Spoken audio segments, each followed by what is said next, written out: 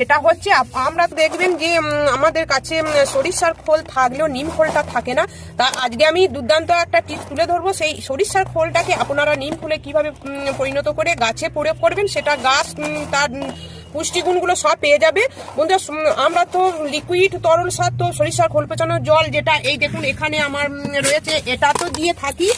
তার সঙ্গে সঙ্গে এটা আমি 15 দিন অন্তর এই গুঁড়ো খাবারটা দিই। সেটা আমি এইরকম পাতা দেখুন আমি নিয়ে এসে এইখানে ছাদে রোদে শুকিয়ে আমি এইভাবে ডাস গুঁড়ো করে নিয়ে এইভাবে আমি এটাকে চেলে নিয়েছি। আপনারা চাইলে এইটাকে ব্লেন্ডারে গুঁড়ো করে নিতে পারেন।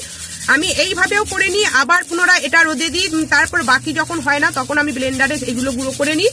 এইভাবে আপনারা যদি একটা সুন্দর বাগান এইগুলো তৈরি করে প্রয়োগ করতে পারেন একটা অর্গানিক খাবার দিয়ে, তাহলে গাছ অনেকদিন সুস্থ থাকবে, প্রচুর ফুল আসবে এবং গাছের বৃদ্ধি তত্ত্বরই হবে। দেখুন কি সুন্দর এই নিম পাতা